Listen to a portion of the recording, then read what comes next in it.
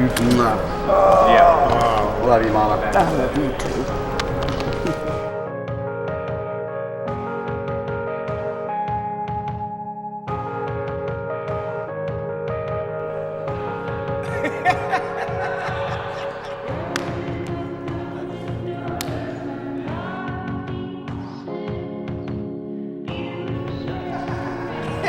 She's crying. She's not doing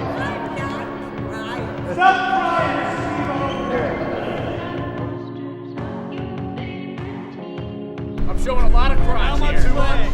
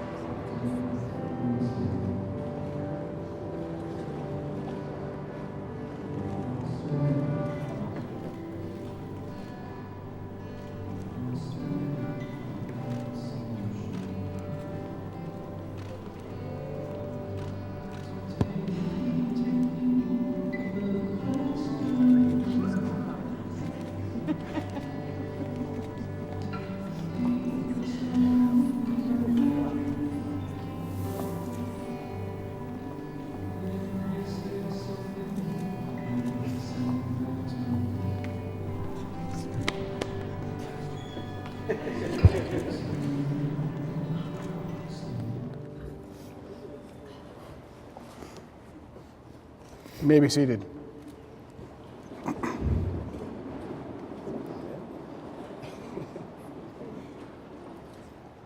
Welcome everyone on this beautiful Hoosier day. Started off a little rainy, but if you read the words in the plaque in the rotunda behind me from William Herschel, "Ain't God good to Indiana?" Mike and Katie consider themselves persons of faith, and they recognize that God is most fully present in the company of the people they love, the family that God gave them at birth, and the many dear friends they love so much that they have indelibly become family.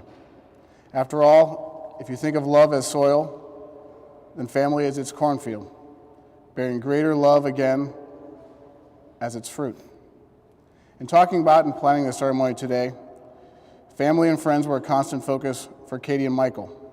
You may have noticed they have a lot of friends. We hope you see that woven throughout the ceremony and this weekend, and they especially wanted me to start the ceremony by thanking each of you for being here. They especially want to thank Lisa and Tim for this day.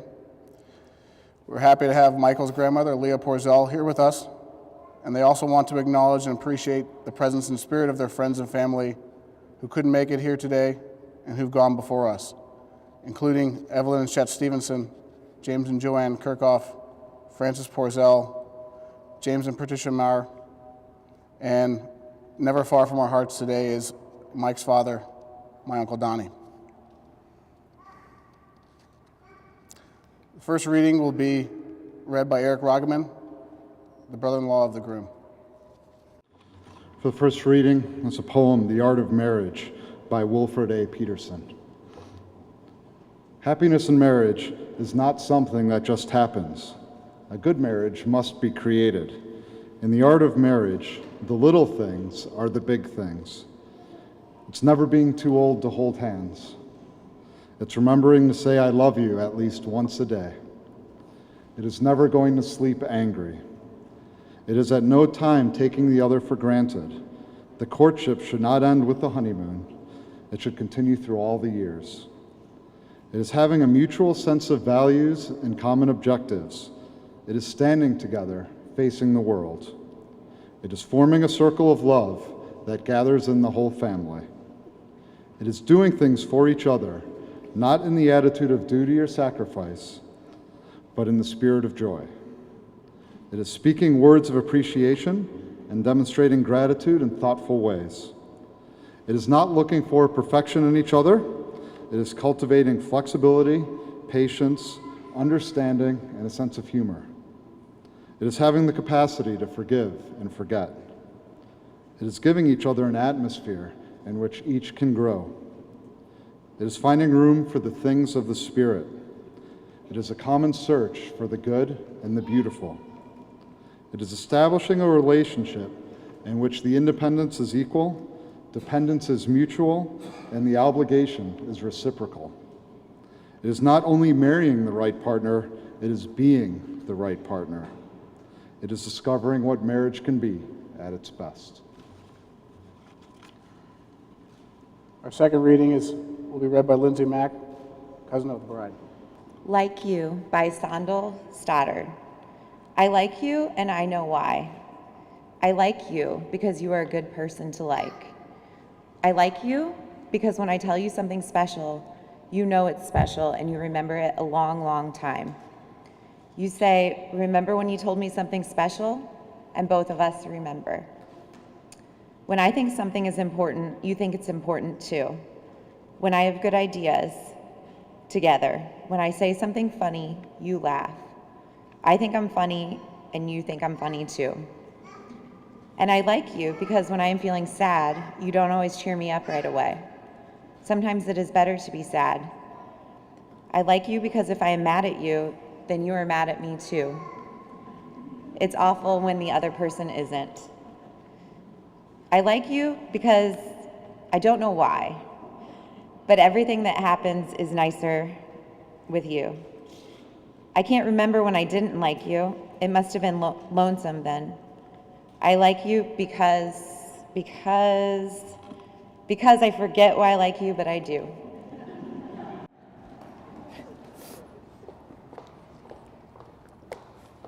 Well, I'd like to thank each of you personally for the honor of letting me stand here with you today. Your shared love is an exceptional love of people and a capacity, tremendous capacity, to love and live life fully and deeply. Makes you a truly remarkable couple. My cousin Michael has always had this unique ability to enjoy a trip to Singapore just as much as he enjoys a trip to West Virginia, and enjoy a trip to West Virginia just as much as he enjoys a trip to Ireland. But what else would you expect from Donnie's son? A man who could take a simple walk through the woods to an old vegetable cellar and convince you that it was a bar cave and make every day an adventure. I hope the two of you never lose your sense of adventure. But you're now embarking on the voyage of married life, which can be far from a vacation. Marriage is easy and it's hard. You must always work at it without ever letting it feel like work. You must learn to change and grow together, but also grow individually as well. In many ways, today is a celebration of the two of you becoming one, but you must also help each other to become better versions of yourselves. I asked a good friend what he thought made for a good marriage, and he said, you know, there are many people that you can love in life, some deeply, some superficially, but in a life partner, you must share values, the core values that make you who you are and who you want to be. So I asked Michael and Katie to send me their 7 values that mattered the most to them, and I'm happy to report that there was a significant amount of overlap, so they passed that test. The first one was communication and connection. Michael wrote, having a mental and loving unspoken connection between each other is important. Katie added to that without knowing she was, sometimes it needs to be spoken as well. Because she said that keeping communication open and honest allows us to grow. It also lets us vent a little and not keep everything bottled up inside. Smiley face emoticon. The next 2 were from Michael's, and I think there are mirrors of them in Katie's values, but he wrote daring, dare to be spontaneous, take risks, and dare to do things you may be scared to do. And he also wrote encouragement, have to push and encourage each other all the time. They both shared, unsurprisingly, friendship. They also shared honesty and trust. As Katie said, without honesty, you have nothing. Katie wrote sacrifice, Michael wrote appreciation. I think those 2 are connected. And then Katie wrote forgiveness and Michael wrote understanding. Again, I think those 2 are connected. I'm not going to tell you who wrote this, but they said, I have learned that in a relationship, you can't hold a grudge. Forgiveness is something I try to work on every day, and I think it's very important in a relationship. And then someone else said, one of the 2 of them, wrote humility. I have to realize I'm not perfect, and it can be very hard sometimes. Yeah, there you go. But being quick to realize your faults is important. You are marrying someone that you want to spend the rest of your life with, and neither of you can be right every single time. And indeed, someone wise once said that the perfect wedding vow would be, I promise to be disappointed only by you. And finally, they both wrote reliability and commitment. Marriage is a commitment to each other, to these values, and perhaps the most important of all these principles. And so now, if the 2 of you are ready to make that commitment, I will ask you, Michael, do you take Kathleen to be your wife and your partner, promising to love her, comfort, respect, encourage, and care for her, in sickness and in health, in good times and bad, and forsaking all others from this day forward? I do. Kathleen, do you take Michael to be your husband and your partner, promising to love him, comfort, respect, encourage, and care for him, in sickness and in health, in good times and bad, and forsaking all others from this day forward? I do.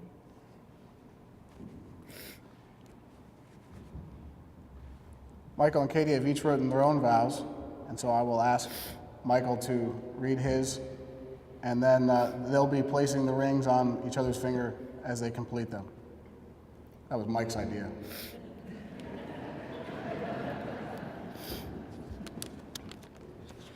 All right.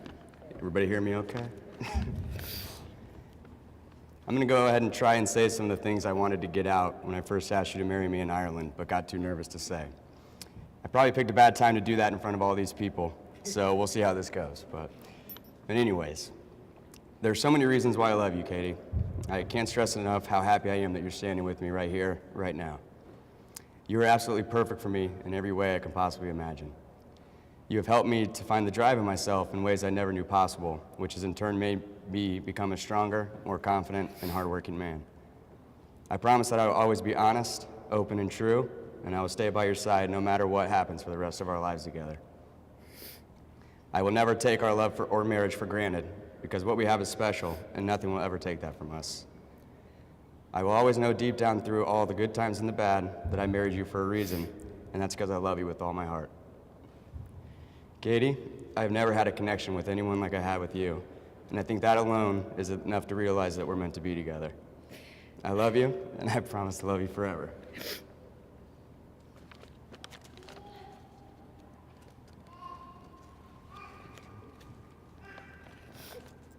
You're up.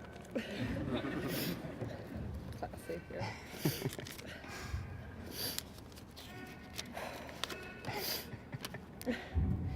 Mike, over the last several years, I never thought I could grow to love something as much as you.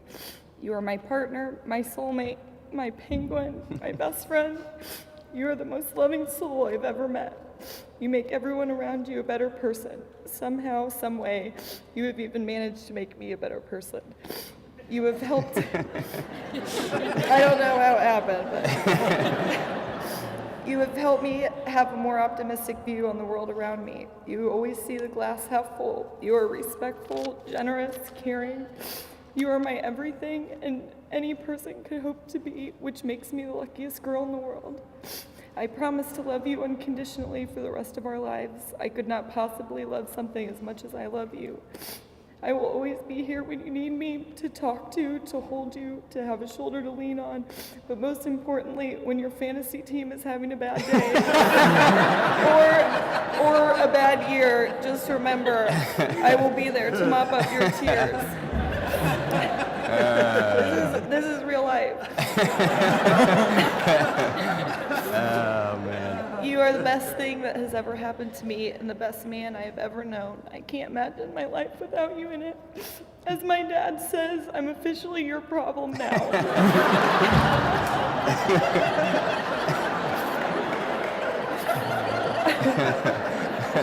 I love you to the moon and back, and then some more.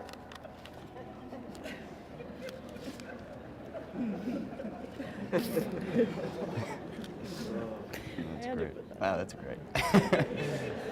And ladies and gentlemen, by the power invested in me by the state of Indiana, it is my distinct pleasure to pronounce you, Michael and Kathleen, as husband and wife. Ladies and gentlemen, I present to you Mr. and Mrs. Michael and Kathleen Stevenson. Make this a bride.